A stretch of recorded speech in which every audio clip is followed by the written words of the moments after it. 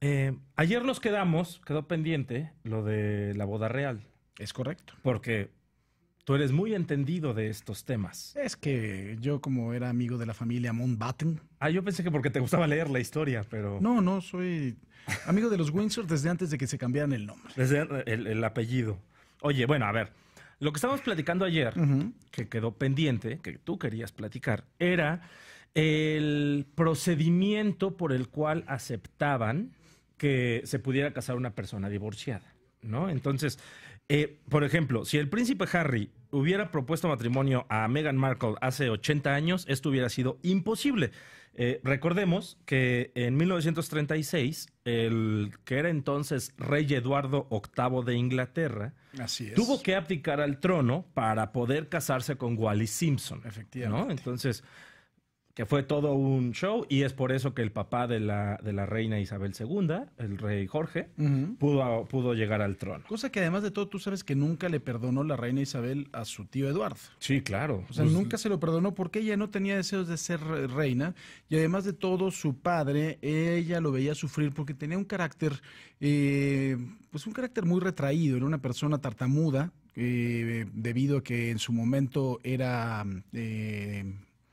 zurdo. Y ya sabes que cuando a los niños zurdos les quieres quitar a fuerza a los zurdos, hay ciertas cuestiones que se dan en la cabeza, y lo que en él resultó fue la tartamudez. Ujú. Su padre era un tipo muy severo, el rey Jorge V era un tipo muy, muy severo, y además de todo siempre educó a Eduardo como parte de quien iba a tomar las riendas. En su momento, además de todo, Eduardo, no sé si hay un documental que les recomiendo mucho, además de varios libros, pero que se llama The Windsor, que es sobre la familia Windsor, que no se apellidan Windsor, pero bueno, así se llama el documental, en donde incluso se ve las giras, y era un rockstar este hombre. O sea, Eduardo era un rockstar, era muy querido en Inglaterra porque tenía una gran personalidad, y incluso se quejaba que porque en las giras le querían arrancar los botones del uniforme, que ya no quería saludar porque ya tenía un dolor muy intenso en la mano. Hay incluso también ahí una toma que es icónica, en donde Lady Di está acabando de saludar y ya se agarra la mano con mucho dolor. Incluso Eduardo en algún momento empezaba a saludar con la mano izquierda, lo cual era una falta de educación y de respeto. Pero ya es según los porque le protocolos, dolía pero la ya es porque derecha. le dolía la derecha, exactamente. Bueno, pues en ese entonces, como lo estamos recordando, tuvo que abdicar el rey Eduardo. Pero En- tiene sus bemoles, te voy a decir por qué. Ajá. Obviamente había cosas muy complejas. En ese entonces, a la princesa Margarita no se le permitió, a la hermana de la reina Isabel, Después, casarse sí. con un divorciado.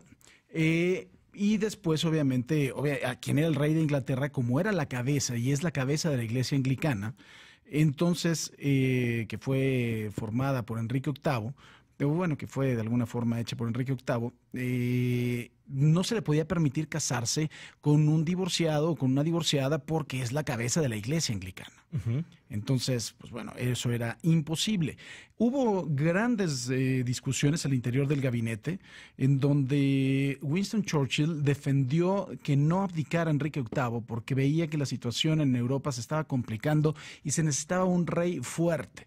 Y ese era el argumento de Churchill. No se equivocó, pero fíjate a la postre y lo que es la vida, quien fue el aliado más importante de Winston Churchill para que Inglaterra no se rindiera fue el rey Jorge VI. Y por ejemplo, cuando la princesa Margarita también se quería casar con Era no recuerdo uno de los el nombre. secretarios, era el secretario Espérate, privado de... Ay, Dios, era su secretario privado, me parece. Bueno. Era un teniente coronel de aviación. Cuando quería casarse, también tuvo que pasar por el Parlamento, y el Parlamento fue el que les dijo. No les era dijo por que el no, Parlamento, no sé quién es. era por el gabinete del primer ministro.